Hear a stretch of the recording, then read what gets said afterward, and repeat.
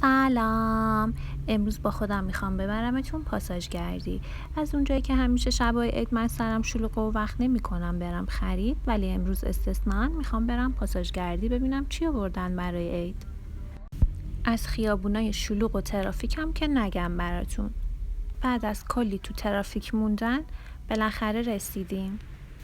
برای اون دوستانی که شاید با قم خیلی آشنا نباشن، بعد بگم که اینجا یکی از مجتمع‌های تجاری قمه که میتونی توش هر چی که میخوای، چه از برن و چه غیر برن، پیدا کنی و بخری.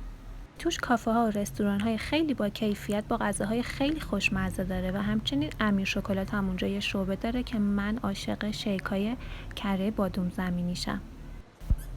برای خانواده هایم که با بچه میان خرید، از این اسبای کیوت خوشگل داره و همچنین ماشینایی که بچه ها میتونن سوار بشن که هم خسته نشن و هم کلی بهشون خوش بگذره. از اونجایی که جیم وست خیلی تخفیفای خوبی برای عید میذاره، اول رفتم جیم وست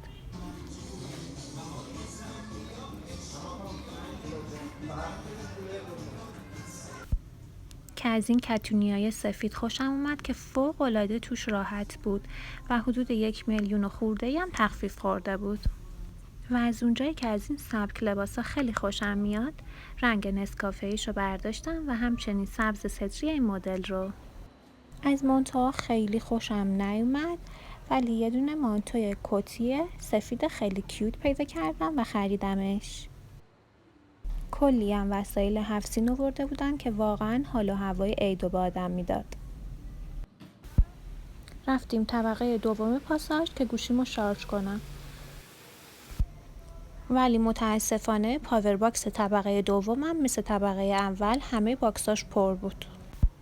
از اونجایی که ماه رمضونه و زولبیا بامیه هاش، رفتیم بوی گندم، هم زولبیا بامیه خریدیم، هم شیرینی و هم کلی از خوشمزه‌های دیگش.